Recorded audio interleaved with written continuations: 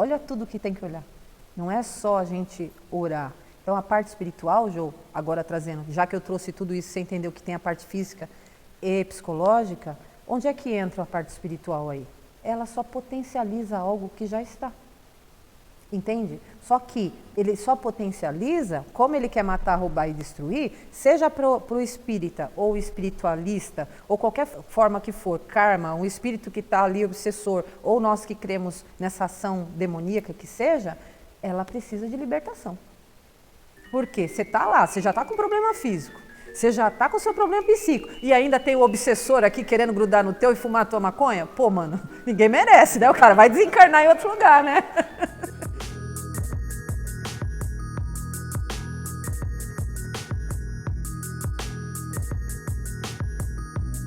Seja bem-vinda a essa série Decodificando as Armadilhas da Mente. Eu sou Dani Barros. E eu sou o Jonatas Gomes. E nós estamos aqui no Ministério Gerar Vidas para Cristo. Meu sobrinho, pastor, e nós vamos aqui estar compartilhando sobre a parte da espiritualidade que envolve a dependência química. Então, eu vou estar falando sobre a parte que, em partes, né, o que os espíritas entendem, o que os espiritualistas entendem e também nós evangélicos também temos uma visão disso. Ninguém tem 100% da verdade, não quero aqui levantar partidos ou opiniões acirradas acerca desse assunto, mas que a gente possa ter um despertamento, porque você como esposa precisa entender as esferas que abrangem esse assunto, né? E aí você que tem a sua fé, independente de qual for, pode separar aí o que não faz sentido para você, mas de repente levar em consideração para a gente estar conversando sobre isso. Então vamos lá, Jô, o que você tem aí para sua tia? Bom, a primeira pergunta que eu faço é em relação a quanto que tem de influência espiritual nessa questão de dependência química. É importante a gente sempre ter em mente que existem as 3 esferas, né? Até como evangélica eu entendia que os espiritualistas ou o espiritismo ele não olhavam muito para esse lado, só que eles olham de uma forma diferente e está tudo bem, não tem um certo ou errado nesse momento. Nesse meu canal eu não quero ficar, né, defendendo teses, mas a fé é minha, eu creio no que eu quiser, né? Então assim, mas são 3 linhas, que é a parte psíquica, a parte física e a parte espiritual, né? Então, essa parte espiritual, ela é mais potencializada do que ela ser a causa, se nós formos olhar assim. Se formos olhar a nível de espiritualidade de igreja, dos evangélicos, tudo é uma guerra espiritual. Só que os espiritualistas, por exemplo, já entendem que é um karma, que vem talvez de uma vida passada ou de uma reencarnação. Então, que de alguma forma isso também tem que ser olhado, porque no pensamento deles, né, tem que ser tratado para que isso seja resolvido de alguma forma.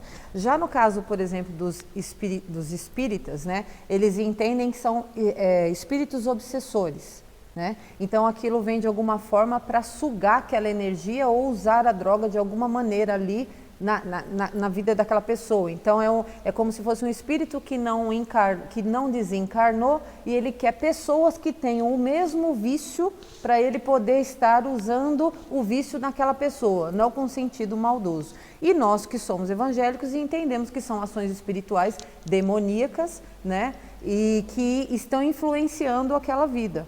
E no meu caso, com o meu adicto, né, que era marido no momento, ele viveu coisas espirituais que envolvia muitas questões de objetos, muitas questões de estar num lugar e aquele lugar ter imagens que potencializava aquilo. Então, a questão não é o que acontecia e como tirar esse espírito, né? Acho que esse não é o ponto que eu também quero focar aqui.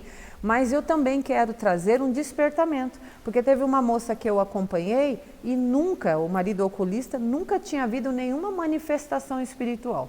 Ela só sofria com as questões da família, com a vergonha, porque ele bebia demais e tal. Quando ela começou a passar um processo comigo, ele teve uma ação espiritual bem nítida, de falar na boca dele, coisas assim, seja qual for a forma que aconteceu ali, aconteceu.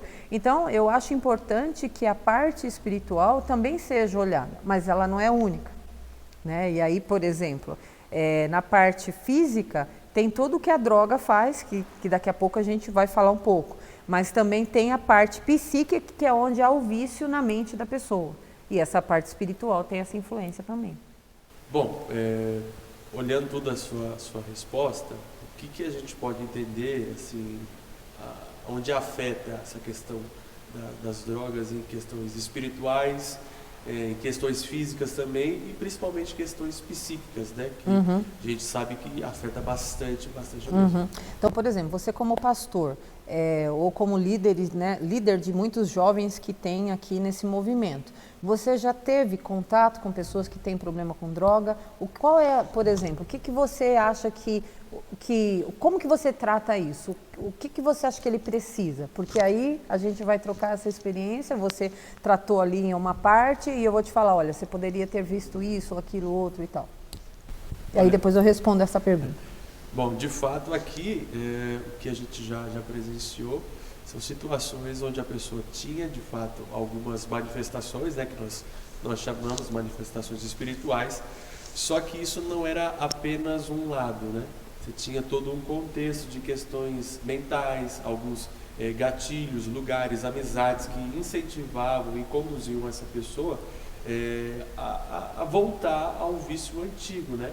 Então era necessário um tratamento não só espiritual, mas também um tratamento social, um tratamento mental, psíquico, para que esse jovem, né, pudesse de fato retornar à sua vida normal, sua vida familiar e conduzir tudo aquilo que Deus. E você acha, por exemplo, que essa família ela tinha um respaldo de todas essas três esferas? O que você sente quando você conversa com eles?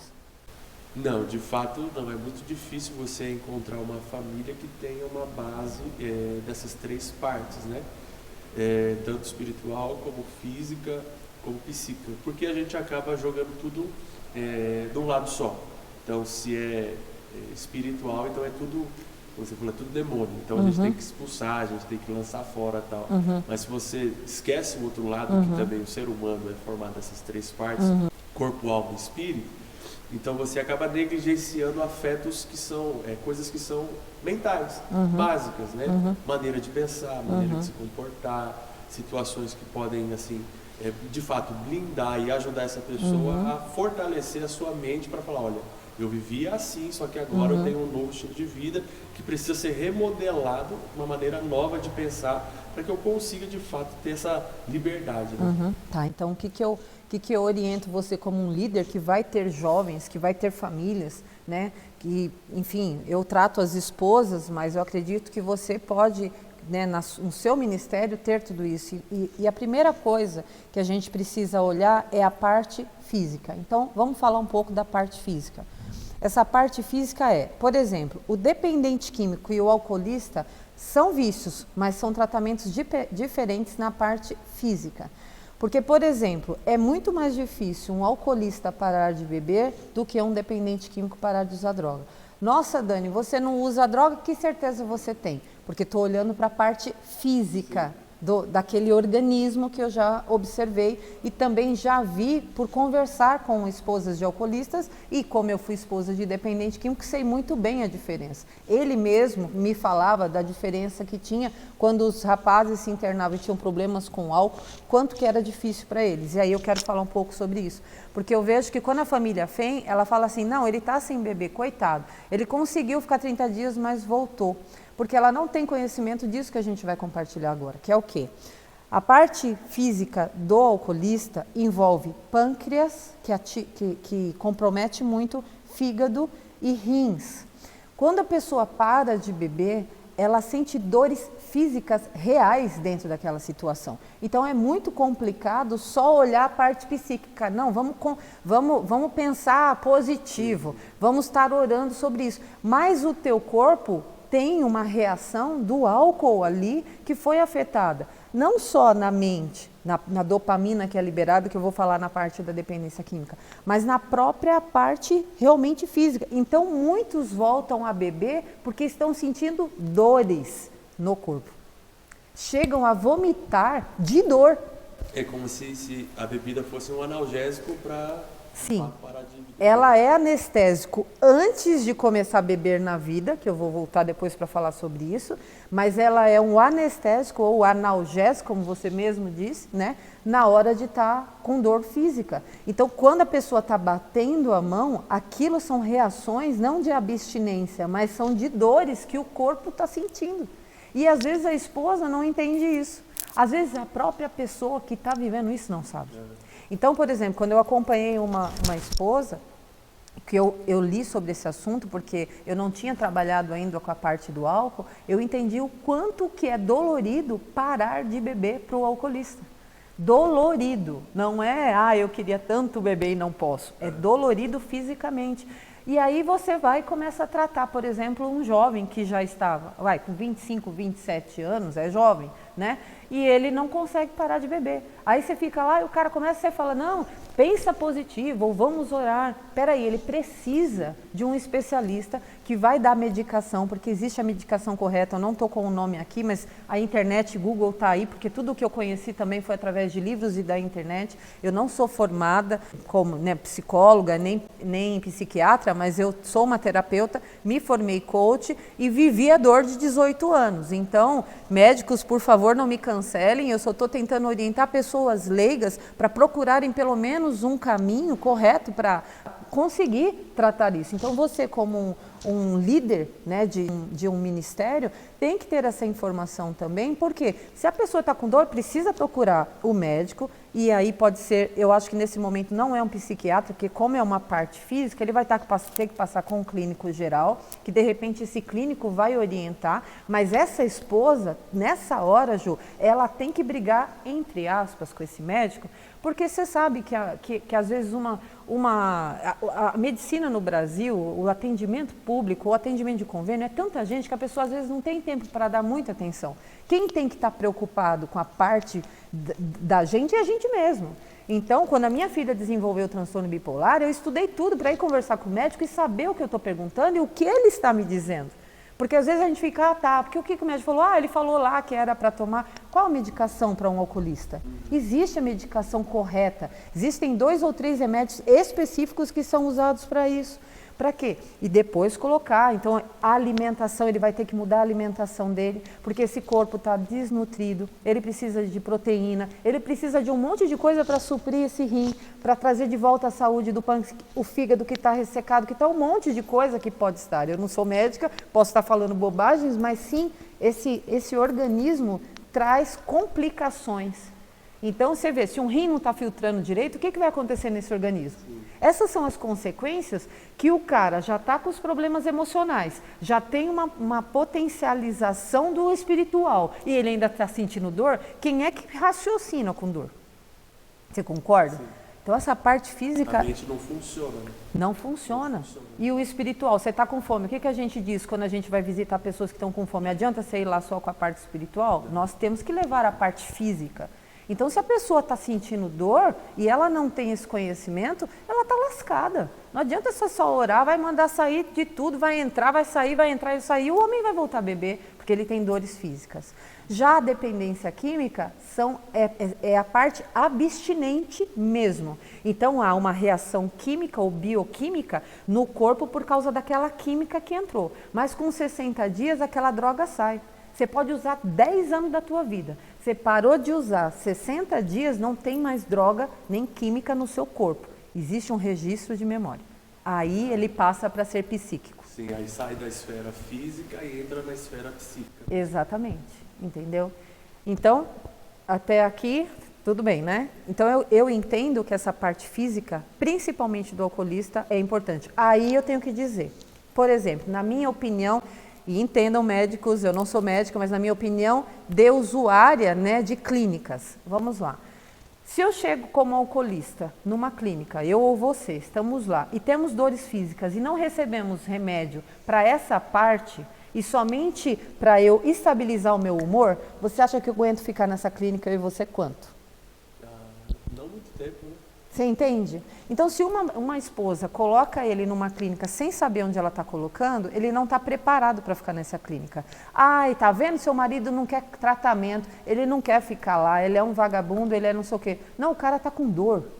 E aí ele está com dor, ele está confuso, ele está cheio de frustrações, ele tem vergonha por causa da condição dele. Como que ele vai se manter num lugar que não tem toda essa estrutura física para ele? Ele precisa de medicação correta e às vezes a clínica não tem. A pessoa que é dependente químico, ele é obrigado a se internar pelo menos 30 dias. Porque ele precisa de desintoxicação e desinflamação desse organismo. Porque senão ele não aguenta ficar ali. O meu adicto na época, ele já sabia, eu preciso me internar, porque se não internar, e era interessante que ele falava assim, quando eu vou para a internação parece que a mente já entende, hora de ficar aqui um tempo. Se fica na rua, você vai atrás da droga. Se você se interna, você fala, agora é hora que eu preciso parar. Então, isso é uma informação importante para você, esposa. Porque senão você bota lá e diz que a clínica não presta, ou cai na conversa dele, né? E também não entende quando ele está sendo subjugado, ou quando ele não está sendo compreendido na questão da doença que ele tem, da doença ou do comportamento, que eu ainda defendo que não é uma doença, é um comportamento. Por quê? Porque se não há o alcoolismo pode desenvolver um câncer de pâncreas, mas enquanto não há doença física em si, ele está só com um registro de memória do álcool. Porque o álcool também sai do couro, não fica ali o tempo todo, ele evapora, ele sai no sangue, que as células vão mudando, na urina, assim como a droga, a química. Então, essas duas coisas são importantes, porque senão você acaba não sabendo como ajudar o seu marido quando ele está numa clínica errada. O meu sonho, dentro desse projeto, eu e a minha sócia, nós vamos ter uma clínica. Por quê? Porque a gente quer trabalhar nessa linha e ter profissionais nessa linha. Para que na hora que ele estiver ali sendo recebido, ele passe pelo processo, por exemplo, o alcoolista numa ala diferenciada com essa parte. Tem a parte psíquica, mas tem também a parte física para ele parar de sentir dor, para ele aguentar o tratamento. Porque senão com 2 semanas ele vai embora. Ou com dias, dependendo de como tiver essas dores. Não faz sentido? Faz todo sentido. E nessa questão da parte psíquica, né, que nós entramos aí, é apenas o transtorno ou ele pode se abranger em outros lados, tem uma outra face que ele vai se revelar? Então, é assim, para ficar claro que você que está ouvindo pela primeira vez, eu entendi e pesquisando, vendo psicólogos e psiquiatras que têm a mesma linha de pensamento que o meu, é de que toda dependência química tem cura, porque ela é um registro de memória, ela é comportamental. O que não tem cura é o diagnóstico duplo. O que é um diagnóstico duplo? É eu ter uma dependência que é causada por um transtorno. Todo dependente químico tem um transtorno. Ele não usa, ou o alcoolista ou o dependente, ele não usa droga porque ele entrou com esse negócio de amizade, não é assim. Ele tem um transtorno que desperta ou dispara uma ansiedade e que leva ele para compulsão, para ele poder anestesiar algo que ele não sabe o que é. E dentro dessa pergunta que você está me fazendo, eu estou falando tudo isso porque existe transtorno, síndrome e distúrbio. E eu até trouxe algo escrito para que eu não fale bobagem, né, e os médicos não me cancelem.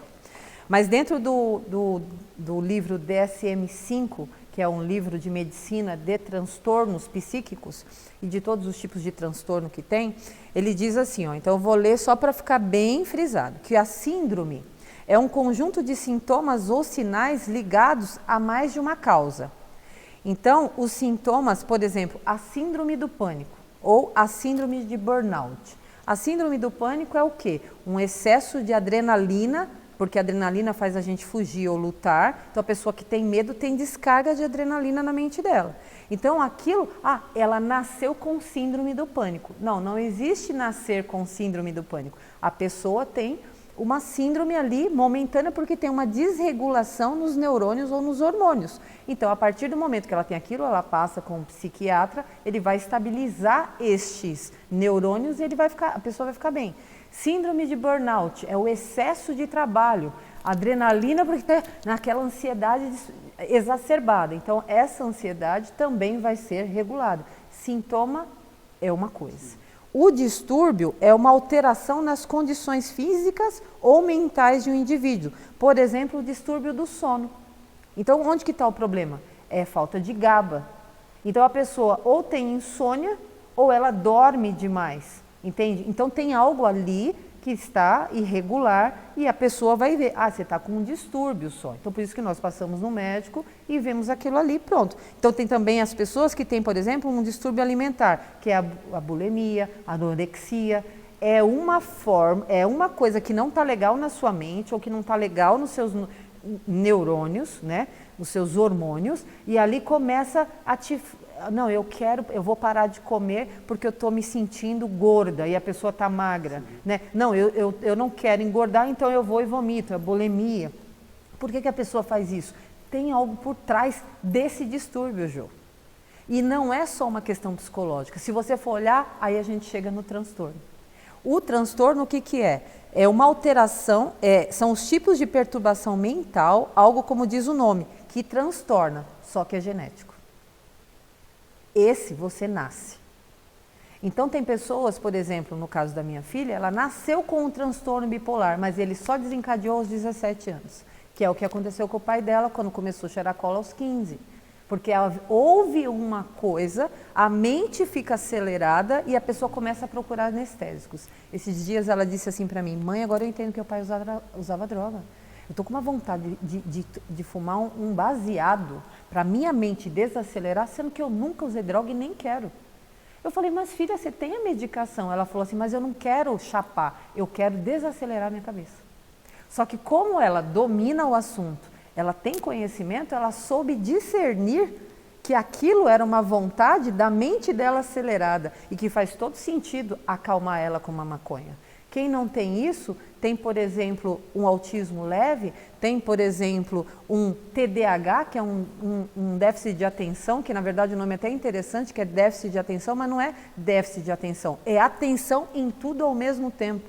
E é por isso que essa pessoa fica com a mente ansiosa, não para em emprego, acha que não é capaz, não consegue prestar atenção em coisas muito tempo, às vezes não consegue ler um livro, não consegue assistir um filme muito tempo, aí a família começa o quê? Esse menino é burro, essa pessoa não consegue ficar não sei o quê. Aí você tem um TDAH com a mente ansiosa, não sabe que você tem que tomar um Ritalina ou uma medicação para ficar bem, a família falando, afeta o seu emocional, o que você vai fazer? Eu quero me anestesiar. Se eu encontrar a droga ou se eu encontrar o álcool, é o que eu vou usar. E aí que entra o problema. Porque todo dependente está se anestesiando do transtorno que ele não sabe que tem. Para pensar assim, então, a conclusão que eu estou chegando é que a questão não é só tratar a questão química da dependência, não. Mas o que leva ele a usar droga. Você não trata o fruto, você trata a raiz de uma árvore. Exatamente. E assim, Jô, isso não é a Dani que está falando, está na internet, digite você, esposa, eu falo isso em todos os vídeos e eu vou insistir. Dependência química e diagnóstico duplo, tá lá. É cientificamente provado, 95% dos dependentes químicos têm transtorno, tem um diagnóstico duplo. E eu vou mais profundo ainda. E eu tenho defendido isso, e se eu tiver errado, eu prefiro pecar pelo excesso do que pela omissão. Porque o que acontece? A maioria dos obesos tem um transtorno. Então, eu já tratei 3 pessoas, que eu também sou coach de emagrecimento, por causa da minha especialidade, que é na compulsão. Então, se tem compulsão em sexo, se tem compulsão em comida, se tem compulsão em droga, em álcool, pode vir falar comigo. Por quê? E se tem uma dependência emocional, que é a compulsão por amar demais, também é um anestésico. Jô, 3 das pessoas que eu tratei, elas tinham TDAH. A maioria das pessoas que são obesas, que estão em excesso, não é assim você que come um pouquinho mais, ou eu que estou engordando um pouquinho mais, é diferente. Mas aquela pessoa compulsiva, que já está com 200 quilos, que já está com 180, uma mulher baixinha que tem a compulsão. A compulsão vem de um transtorno, que tem a ansiedade, ela se anestesia na comida. E muitos dos dependentes químicos que saem da droga dizem que estão curados até espiritualmente, e eu creio que ela está lá numa identidade diferenciada, mas ele é obeso. Então ele só substituiu um vício pelo outro. só mudou o vício. Exatamente. Percebe que é um efeito dominó, né? Uma coisa vai conduzindo a outra, vai conduzindo a outra. Exatamente. Então não adianta você levantar apenas uma peça, se você não levantar a outra, Exatamente. o castelo pode cair. Se eu tivesse essa informação e todo o script que eu tenho hoje, até para conversar com o dependente químico, né? Porque eu falo que o meu adicto, o pai da minha filha, ele foi um dos melhores. Para mim, assim, admiro ele demais, tenho um grande respeito por ele, um ótimo contador, uma pessoa excelente, está bem casado hoje, novamente, ainda bem. Mas o que eu penso é o seguinte, talvez se eu soubesse do transtorno, eu teria conseguido salvar a minha relação. Porque eu não me separei por causa da droga, eu me separei porque a relação homem e mulher se desgastou de tanta falta de informação, apesar de toda a informação que eu tinha. Entendi. Então, em relação ao transtorno, por exemplo, uma esposa, uma mãe que tá vendo o vídeo agora e tem um caso específico dentro da casa dela, como que ela sabe agora o filho dela, o esposo dela é dependente? Quais são os sinais de algum transtorno? Existe algum sinal? Existe. Ou eu tenho que colocar ele em algum médico específico para ele fazer exame, procurar qual o transtorno que ele tem? Ou, tipo assim, eu consigo enxergar nas questões comportamentais dele, ó, esse transtorno, isso aqui não é, isso aqui é dele. Como é que ela faz? Bom, é assim, dentro daquilo que eu tenho um método que eu ajudo a pessoa a identificar isso, mas se ela não quer esse processo, se ela for procurar sozinha na internet, porque minha filha fala assim, mãe, você acha que é só procurar na internet? A pessoa não tem o pensamento que o teu, mãe, né? Então, assim, às vezes não é tão simples quanto você pensa. Então, eu já vou dizer logo. Inclusive, quem me deu essa dica foi a Bianca, sua esposa, né? Mas ela também não sabia o nome desse médico específico. Ela só me deu uma dica e eu dizia assim, olha, então procura a pessoa que cuida disso que ele vai descobrir o outro transtorno. E aí estudando isso na internet, porque assim, coisas boas acontecem no caminho para quem está no caminho. E eu vou procurando, as coisas vêm vindo para a gente, o algoritmo manda, né? E Deus também proporciona algumas coisas para nós. Mas o que acontece? Eu estudando um dos neurocientistas que trabalham com a parte psicológica e de compulsão também, ele deu o nome, são neuropsicólogos, nem é neuro ou psicólogo, é neuropsicólogo. Eles são especialistas em transtornos, porque ele vai avaliar pelo comportamento se a pessoa tem um transtorno bipolar, se ela tem um borderline, porque o borderline e o transtorno bipolar são primos, mas o borderline tem agressividade, tem mutilação do corpo. Então, assim, se a pessoa tem um autismo leve, se é só um TDAH, se é uma dislexia, né? E tudo isso ele tem um processo de 10 ou 6 sessões. Esse cara não é pago pelo convênio, nem tem de graça. Ele é um especialista que cobra de R$800 a R$2.000 10 sessões, mas vale a pena, Ju, porque é algo definitivo para esse familiar. Porque eu já gastei, já pus na conta, 45 mil de anos de tratamento, porque foi preso, porque tinha que pagar advogado, remedicação, muita coisa. E quanto que 2.000 hoje é para mim, perto de tudo isso? Não é nada, porque você vai passar uma vez e depois ele vai te encaminhar para um psiquiatra que vai passar a medicação correta de um laudo já definitivo e essa pessoa vai desacelerar, que aí é uma segunda parte que eu vou te falar, porque ela vai estar tratada essa raiz desse transtorno.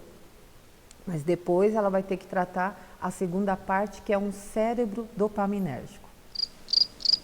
Fala, tela azul. Tela azul, né, tia? Já deu travado aqui, já travou aqui tudo para pesquisar. E assim, vou entrar em outra questão. A gente tá falando. Mas me lembra do dopaminérgico, tá? Do dependente químico, né? Que ele tem um transtorno. E o cônjuge, a mãe, ela acaba se tornando assim, uma codependente. Isso. O que ela tem que fazer em relação a tudo isso? Porque é a pessoa que, querendo ou não, mais sofre, que está ali diariamente, sofrendo, chorando, orando, enfim. A atitude dela em relação a tudo isso? Porque você fala assim, de um médico de no mínimo R$800, né? E a pessoa não tem essas condições. E agora? O que eu faço para tudo isso? Bom, primeiro que se ela tiver um celular, ela tem condições. Eu vou bater nesse ponto porque é uma questão de saúde, porque a partir do momento que a minha filha desenvolveu isso, para mim, tudo era prioridade para eu tratar ela, porque eu sei onde isso acaba. Meu ex-marido acabou nessa condição. Graças a Deus, hoje ele já está pensando nesse assunto, porque no momento ele não aceitava que ele tinha um transtorno, que é genético, que foi dele que veio para ela. E agora ele já está tratando. Acredito que nunca mais vai usar droga. Por quê? Porque ele é um cara sério, ele nunca quis viver isso. Só que essa questão que você está falando dela, de como ela não tem condições, tem sim, Jô. Quantas famílias que têm dificuldade financeira, que elas vão no McDonald's, não vão? Quanto custa quando a gente vai comer um lanche no McDonald's? Só eu e você, 60 se a gente comer o básico. Se for só eu aqui, eu gasto um 80 lá, porque eu gosto de um monte de coisa, né? Então vamos pensar que essa pessoa está lá sem resposta. Se ela juntar pelo menos uns 10 meses, R$80, será que ela não consegue? Com um propósito juntar? Então, isso é uma coisa. Só quero reforçar na pergunta que você me fez anterior, era do seguinte... o que ela deve fazer? Jô, ela tem que, se ele é dependente químico, leva lá só para ele dizer que ele não tem, então. Faça isso, porque se ela já não tem resposta com clínicas, se as orações também, porque a gente falou que não é uma questão só espiritual, se ela não tem respostas para mais nada, essa é a última resposta que ela tem. É melhor pecar pelo excesso. Vai lá, passa e tenta descobrir o que é e começa esse processo aí já com o SUS, que seja com um psiquiatra que vai conduzir, porque ele tendo o laudo ele vai passar. Só voltando nesse ponto, tá? Agora, o que acontece com ela como dependente? Ela precisa de um treinamento. E era isso que eu queria, nesse caminho que eu queria trilhar, porque ela também acaba desenvolvendo alguns hábitos que são naturais, vamos dizer assim, de uma codependente. Né? Sim, Zenaide dispara dentro dela. Aí tem Zenaide, tem Zuleide, tem Adelaide, sai de tudo. Entendeu? Porque a gente quer resolver, então a nossa Zenaide entra em ação, porque eu não tenho informação. Então a Zenaide quer ganhar na força, tranca ele numa jaula, mata, mas não larga, entendeu? Mas o que ela precisa fazer? Primeiro, ela precisa de informação e blindar as emoções dela. Por isso que eu estou aqui, por isso que eu estou nas redes sociais, por isso que eu desenvolvi esse método. Eu desenvolvi esse método em 1 ano. Quantas pessoas falavam, Dani, mas você já pode e tal. Eu queria uma coisa realmente que funcionasse, porque eu sei que eu já procurei muitas respostas e ninguém tinha para me dar. Então essa mulher, ela não pode mais perder dinheiro à toa. Ela já gastou demais e não pode mais perder tempo nas emoções dela. Porque essa altura do campeonato, ela já está tomando medicação, achando que ela está adoecida, ela acha que ele não para porque não ama ela acha que ele está maltratando ela por causa disso ou daquilo. Então essa mulher precisa de orientação, porque ela vai ter que olhar para esse homem fora da droga e ver se ele é um cara que quer tratamento, se ele só tem um transtorno, se ele é um narcisista, e se ele for um narcisista, isso aqui é mais delicado para tratar, porque esse homem ele quer destruir essa pessoa, porque ele é um transtorno psicótico, diferente de um transtorno de comunicação e de um transtorno de humor. Transtorno de comunicação é o TDAH, transtorno de humor é o bipolar. Esse é um transtorno psicótico, como a esquizofrenia, como a psicopatia, psicopata mesmo do coração. Esse cara é um psicopata do coração. Ele não ama, ele não consegue, porque tem uma amígdala no cérebro que está deformada, uma deformação genética, e por isso ele tem esse transtorno e ele tem a doença da maldade, digamos assim, no nome mais claro. Então essa mulher precisa tomar cuidado, porque talvez não vai ser bom ela continuar nessa relação com um narcisista. Porque esse homem não quer, é complicado ali essa cura, Deus pode curar. Mas esse coração é muito contaminado pelo próprio raciocínio que já está desconfigurado na mente dele. E é interessante porque nós começamos a conversa falando dessas 3 partes do dependente químico, né? Corpo, alma e a questão do espiritual. Espírito, né? O espiritual. Mas a codependente, a esposa, a mãe, enfim, ela também tem essas 3 partes. Tem. E é muito importante ela também se enxergar dessa maneira, porque só assim ela vai conseguir ajudar a quem está caído, né? Vou usar um termo da Bíblia, né? Que um cego não consegue guiar outro cego. Exatamente. Então, se você não tem essa identidade restaurada, firmada, estabelecida, você não sabe quem você é, como é que você vai ajudar a outra pessoa a se encontrar? Porque aí você já começa a falar que ele não te ama, por causa de um comportamento que aí ela não entende. Mas peraí, se ele tem um vício, não é tão simples assim a resistir. Se ele tem um transtorno e está ativado o transtorno bipolar, não é espiritual, é bioquímico. Ele vai disparar para o anestésico. Se a pessoa está sentindo dor, ela vai fazer. Então, ela precisa entender. E um detalhe, Jô, também, aí parece que todo mundo tem, como diz, né? De louco todo mundo tem um pouco. Acho que nós vamos por aí. A partir da queda... Você estava falando aí, eu já estou me enxergando. Me enxergando em alguma coisa, né? Porque olha, existem tiques, existe o toque. Tudo isso é desenvolvimento comportamental. É chamado de um transtorno, mas não é bem um transtorno. Se for olhar o transtorno obsessivo compulsivo, ele não é um transtorno genético. Ele é um distúrbio. Eu vejo, se for olhar, médicos, por favor, eu sou leiga, mas vamos pensar no assunto. Deixa eu conversar aqui com o meu povo leigo, tá? Depois vocês resolvem aí no consultório. Mas vamos lá, pensa bem. Se ele eu me desenvolvi lavando muita mão, porque eu tenho um agoneio e eu começo muito... Aquilo lá é comportamental, não é genético, a criança já nasce fazendo assim, a criança quer se limpar, ela não nasce assim uma criança. O transtorno obsessivo compulsivo é desenvolvido, então ele está mais para um distúrbio do que para um transtorno genético, como o autismo, como a síndrome de Down, né? Então você vê, a síndrome de Down é chamada de síndrome, só que ela já vem, né? É uma confusão até para a gente entender todas essas coisas. Volto a dizer, não sou médica, mas nós podemos ler. As pessoas, eu posso não ser formada, mas sou muito bem formada, né? Então, Jô, trazendo isso para nós como esposas, que eu fiz a brincadeira de todo mundo ter um pouco, a maioria das que conversam comigo tem um transtorno também. Aí eu procurei o meu, né? Comecei a procurar o meu, porque até vou fazer um exame desse, porque assim, a gente só pode ensinar aquilo que a gente faz, né?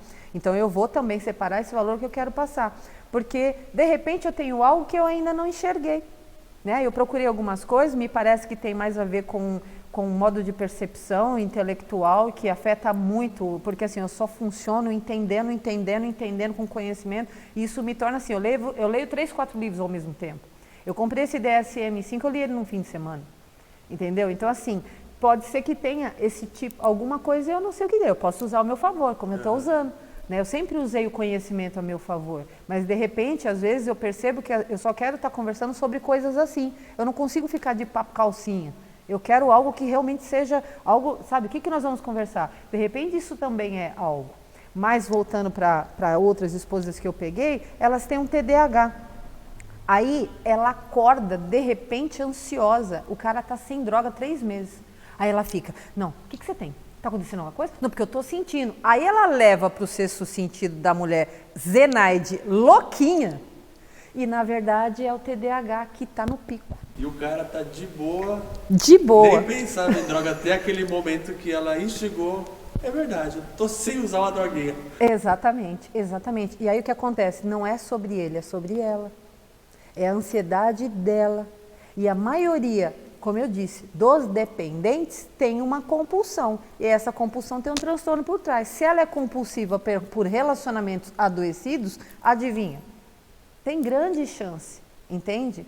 Então, para mim foi muito fácil trabalhar a minha dependência emocional a partir do momento que ele quem me mostrou. E ele me mostrou não era nem porque eu era codependente, que ele falava, você é uma puta codependente, você não é codependente só, né?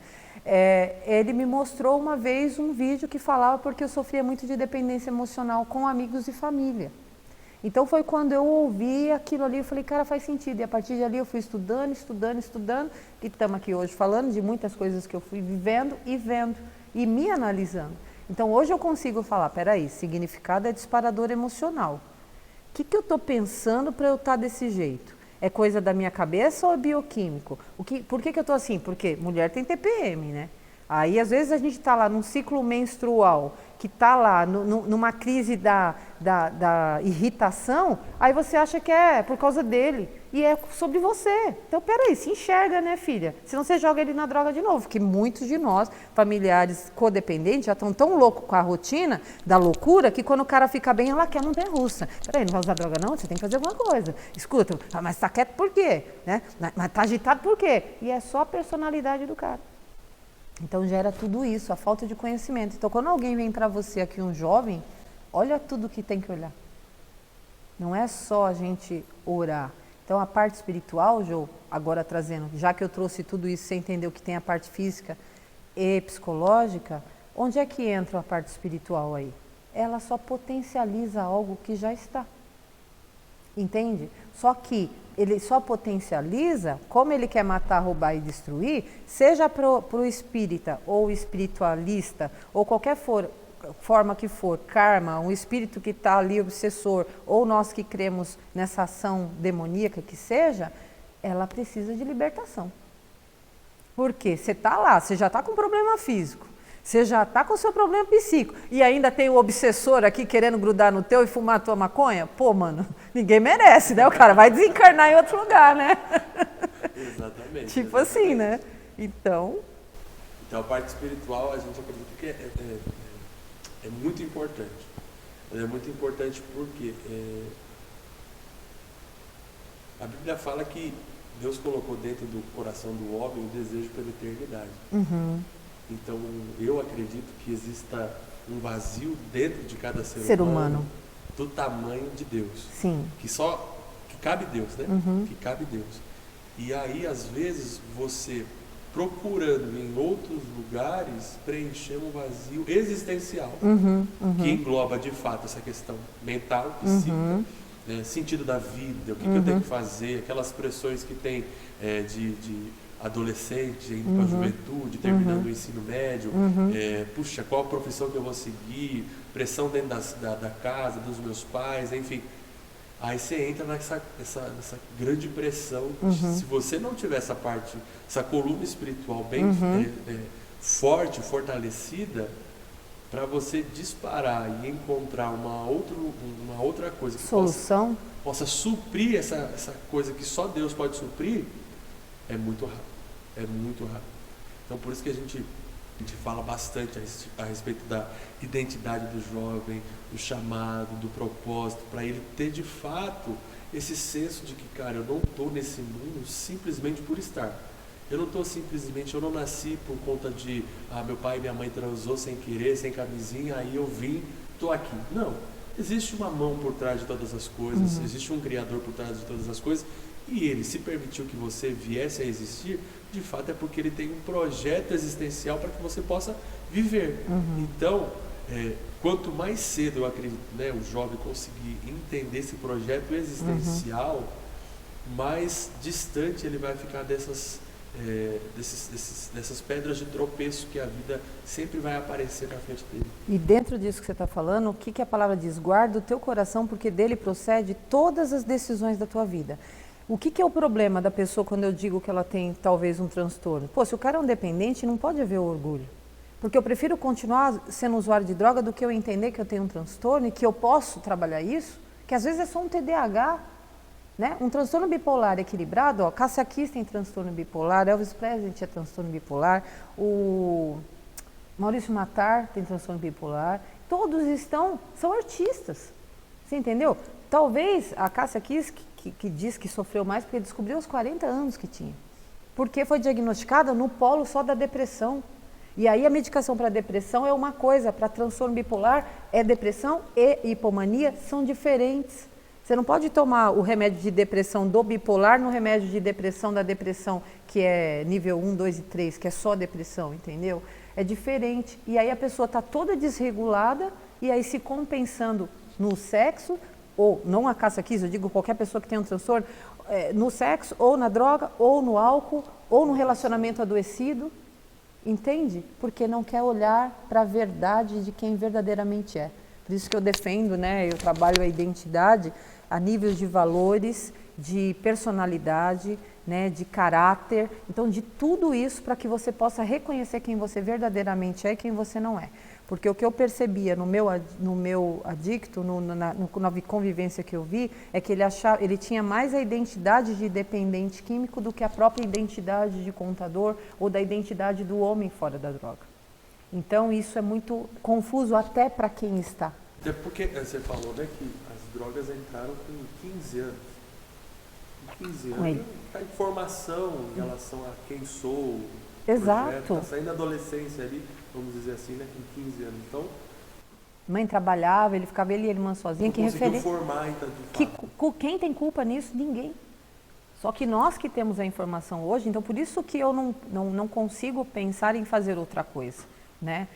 Hoje com o marketing digital você pode divulgar muitas outras coisas, eu poderia trabalhar várias esferas, mas eu tenho esse desejo de despertar essa mulher para isso, porque já é assim, eu uso muito quando eu faço algumas lives de introdução, quando eu estou liberando a minha mentoria, eu entendo o seguinte, que muitas vezes nós somos as nossas dores.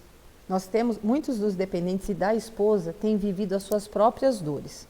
Ela, como você falou dela, eu vou falar um pouquinho mais dela, que a gente já falou muito dele, mas olha, ela tem dores do passado dela e ela tem vivido essas dores, ela é as dores. Ela só sabe reclamar, ela não consegue ver o valor que ela verdadeiramente tem, né? Então ela acaba carregando isso e não olhando para isso. Então, como ela é isso e ela acha que ela não tem valor, ela continua numa relação, por exemplo, com um psicopata do coração, porque ela acha que ela não é capaz de ter este valor e de merecer o melhor. Então, o que essa mulher tem que olhar? Ela tem que dar nome, porque dor tem nome, entendeu? E dar nome é também olhar para quem eu tenho, para quem eu sou. Eu tenho um transtorno de TDAH, eu tenho uma dislexia, eu tenho um transtorno bipolar, quem é que eu sou? Porque a partir disso você vai se relacionar com o mundo. Agora, quantos autistas eu conheci um em específico, um amigo meu, que ele descobriu aos 35 anos. Ele falou que ele sofreu N situações para se relacionar com pessoas e amigos, tentando... É até interessante que ele fala assim, quando tem lugares sensoriais, eu saio um pouco para fumar um cigarro e volto e reprogramo a minha mente para entender que eu preciso de mais 2 horas naquele momento. Ou seja, a pessoa tem que se virar numa escuridão da própria história dela, porque não tem uma informação, né? Porque não sabe o porquê que usava droga. E hoje eu acho maravilhoso, a partir do momento que a pessoa sou dependente, eu falo, tem um transtorno. Ah, mas calma, é melhor ter um transtorno que tem medicação e você vive bem, ou você viver nessas consequências que a droga te traz, ou que o seu marido tem. Então, quando ela trabalha as dores dela e ela é preparada para entender ele, preparada para se colocar no lugar dele, preparada para ter paciência com ele, ela consegue administrar isso melhor. Porque eu disse até numa das lives o seguinte, a fênix é o símbolo que eu uso muito, porque uma esposa de dependente vive no fogo e no outro dia ressurge das cinzas, né? Mas a própria fênix, que é uma ave da mitologia grega, que é só um personagem, ela também é bem melancólica, ela tem uma codependência, ela tem uma Zenaide dentro dela, eu descobri estudando sobre ela, e é interessante que quando ela vê que aquilo vai forçar muito dentro dela, vai prevalecer aquela angústia, ela monta as madeiras, bate as asas dela, aquilo pega fogo, ela morre para ressurgir. Olha, segura essa. A águia, numa determinada fase da vida dela, se ela vive 100 anos, quando faz 50, ela sobe numa montanha, arranca as penas, arranca as garras, bate o bico na montanha para renovar o bico, renovar as garras. Então, ela se automutila para um propósito. A fênix se automutila para um propósito. E trazendo para a nossa realidade, Jesus não morreu como um mártir louco. Ele tinha um propósito, ele tinha um porquê se submeter àquilo e ressuscitou. Agora, o nosso caso de esposa, você está numa relação, num suicídio, sem informação, sem conhecimento, se automutilando sem saber porquê, porque não tem informação. Então, a verdade, o conhecimento liberta.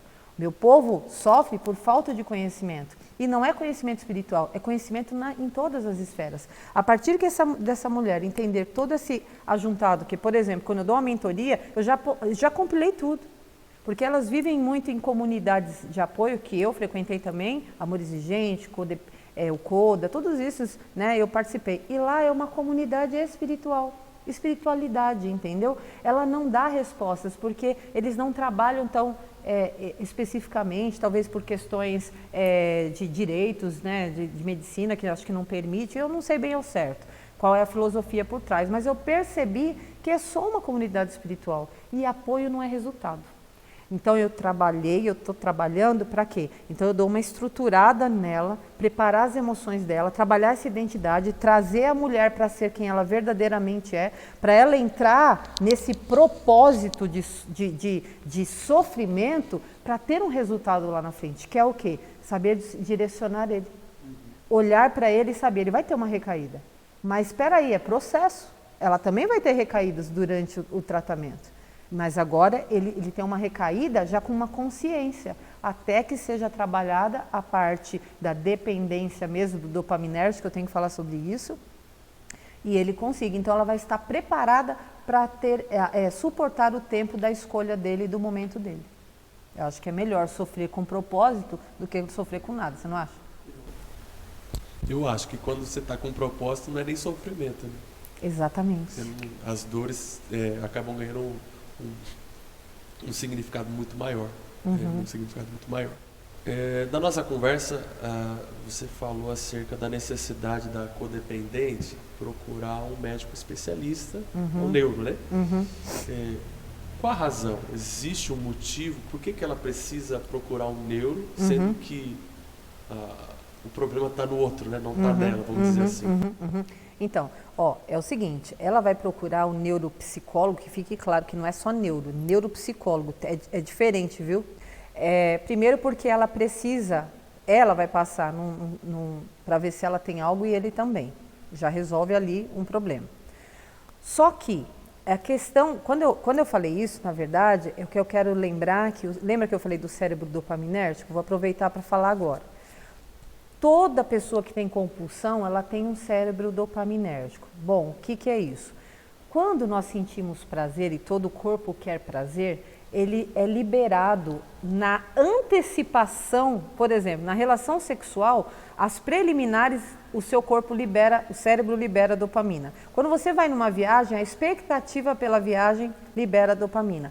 Quando você está indo jantar e tem aquela alimentação, é liberada a dopamina. Só que quando você já está no propriamente dito ali, tanto na relação sexual, ou comendo, ou você se preparando e vivendo a viagem, são outros tipos de hormônios. Então são as serotonina, ocitocina e todas as inas que tiver por aí, certo?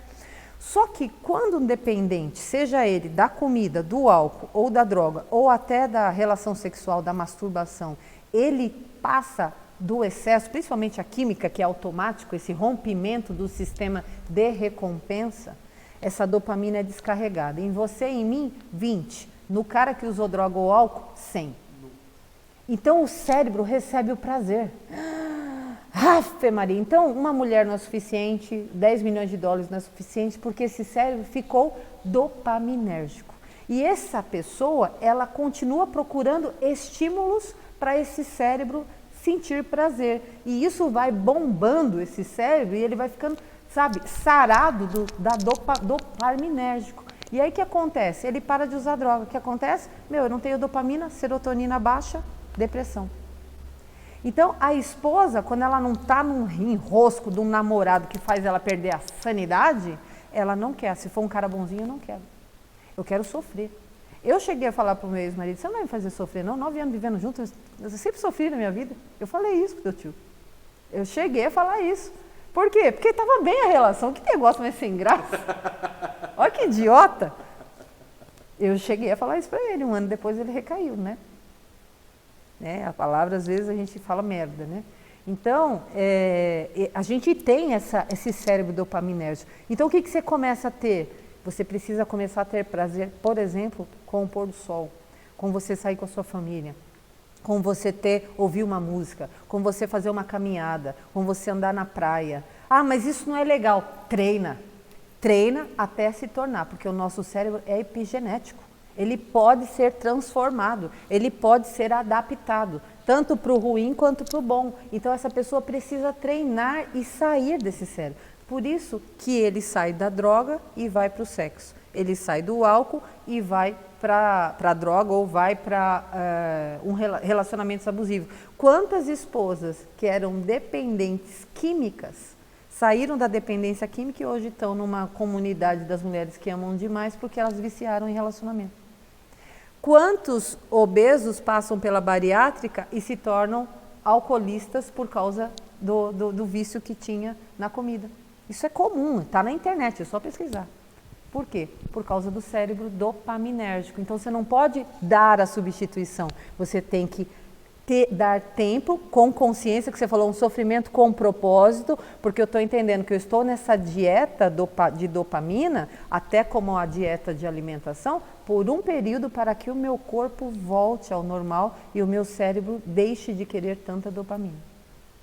Olha como é complexo. E é tudo, pelo que eu percebo aí, é você, de fato, tomar o controle da situação. Com consciência. Porque, assim, que a gente, como pastor, que é uma das coisas que a gente mais ouve, é assim, pastor, eu sou assim mesmo, que veio na cabeça eu falo. Marília Gabriela, não, eu nasci assim, não. Que veio na cabeça eu falo, comigo é assim mesmo, é assim, pessoa que não tem controle de si mesma. Então, nessa questão você tem aquele domínio próprio de falar assim, o que a minha mente está pensando, eu preciso passar pelo processo de filtragem. Por que eu estou pensando isso? Por que eu estou sentindo essa necessidade? Por que eu quero isso? Por que eu falo o que eu penso? Olha só, essa pessoa tem um significado, tem um disparador emocional. Ela fala o que pensa porque talvez a melhor defesa é o ataque. Por que ela está atacando? Quem em mim está atacando? Quem em mim tem que falar tudo o que pensa? O que tem por trás desse comportamento? Entendeu? Então, assim, não é simplesmente ela fala porque ela é desbocada. Tem uma identidade por trás. É uma reação. Tem uma identidade que essa identidade é uma personalidade cheia de crenças, de costumes, de histórico de vida, é cultural, então é sofrimento, são pedras que tem ali. Então ela acha que ela é muito sincera, mas ela está querendo ofender ou magoar ou até se defender. Tem uma identidade por trás que tem que ser arrancada dela. Mas isso até, arrancada não, eu vou até reformular. A gente não consegue tirar uma identidade de alguém dessa forma assim.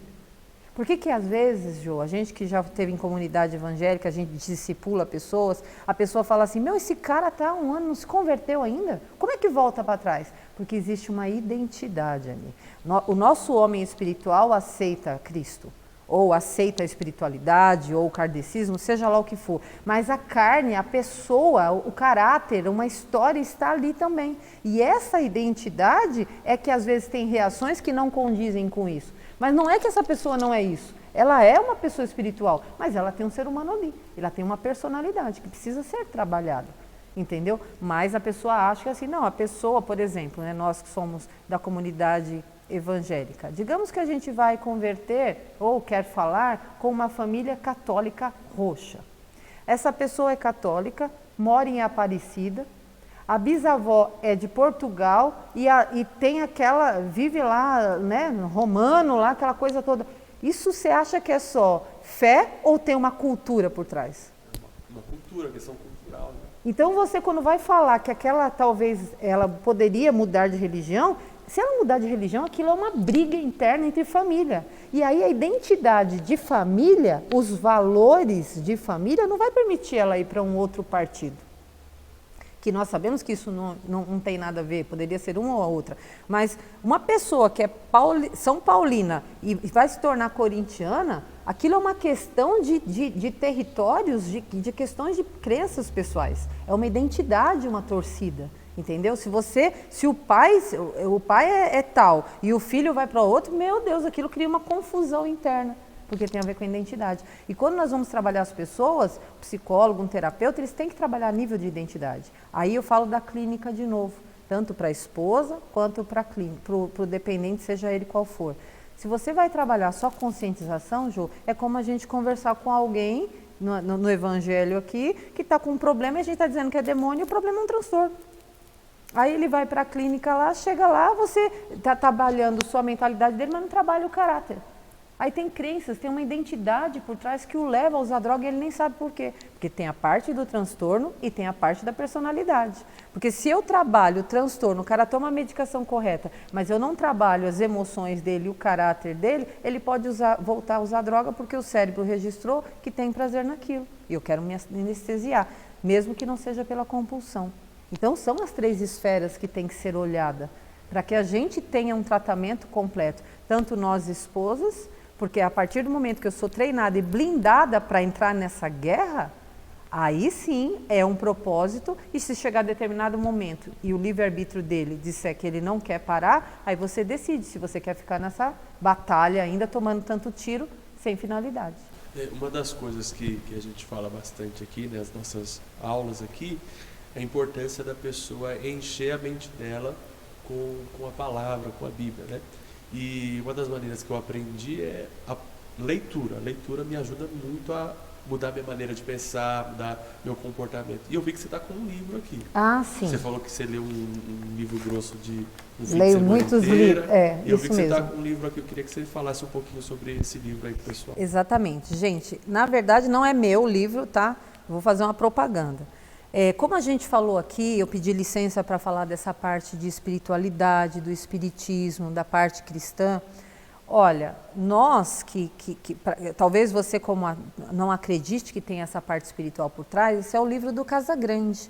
O jogador Casagrande, né, locutor, comentarista da Rede Globo, e ele escreveu um livro, Casagrande e seus demônios. Aqui pode ter uma linguagem dupla, que poderia ser os seus demônios, as suas sombras, as suas questões emocionais, como também tem a parte espiritual, porque nesse livro ele conta que quando, ainda, não agora, né, porque agora ele está um bom tempo já bem, né, acho que mais de 10 anos, mas ele conta que ainda quando era jogador, ele estava dentro do apartamento dele e ele viu espíritos e ele lembrou que alguém falou que eles iam embora em nome do Jesus dos crentes.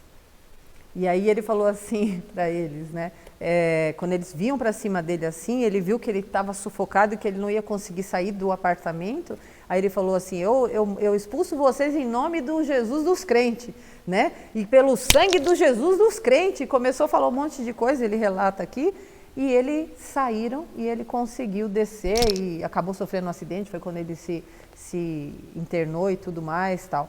Mas ele conta essas experiências. Então, às vezes a gente não pode bitolar, né, Jô? Eu vi momentos de caminhada assim, que tinha pessoas que afirmavam muito bem, é demônio, se tirar o espírito de vício, porque eu presenciei algumas coisas mesmo reais, eu e o meu ex-marido, nessa condição, eu vi situações junto com ele, eu acredito nisso sim. Dentro do meu curso eu conto as histórias mais detalhadas, eu não quero abrir aqui porque expõe muito algumas situações e esse eu não quero fazer apologia de nada, né?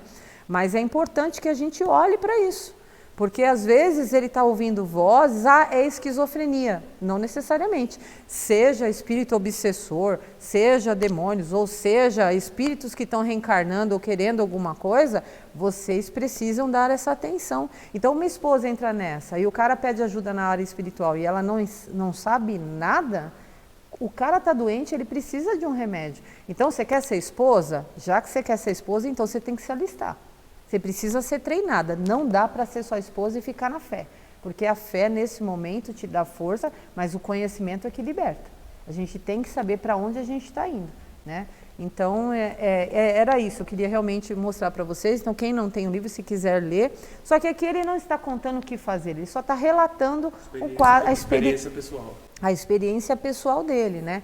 Então, até dentro do meu curso eu tenho um link que ele está relatando na internet, acho que nem tem mais esse vídeo lá, mas eu baixei porque eu acho interessante quando ele conta isso numa igreja, né? Ele conta os detalhes numa igreja e eu tenho isso lá. Então, eu acho que é importante a gente ter conhecimento, porque sofrer sem saber o que a gente está fazendo é suicídio. E eu acho que tem muita informação na internet hoje, não tem necessidade de sofrer agora sem conhecimento, né? Dá para a gente encarar isso numa boa. E minha última pergunta aqui, você colocou esses dois elementos aqui, uma pedra e um diamante. E o diamante, isso. Acho que a questão que está na cabeça dessa mãe, dessa esposa, enfim, dessa mulher, é a mesma que está na minha. É possível sair dessa esfera e se tornar esse diamante ou tipo assim, é só uma analogia, né? É uma ideia de mais uma pessoa na internet? Não. Ou não? É possível pelo seguinte, a partir do momento que eu entendo quem eu sou, que eu trabalho a minha dependência emocional, que eu entendo o porquê das minhas dores, o que elas vieram trazendo para mim e que elas têm nome, a força diminui, é totalmente terapêutico, isso é muito real. Aquilo que eu achava que era, por exemplo, tem pessoas que acham que são rejeitadas porque teve um leve pensamento que aos 3 anos de idade a mãe o abandonou. E na verdade ele se lembra, ele viu uma coisa, mas era outra. A mãe tinha ido correndo porque começou a chover, tirou a roupa do varal e ele teve a sensação de que foi abandonado. Quando você começa a colocar essas coisas no lugar, a pessoa consegue entender o seu próprio valor.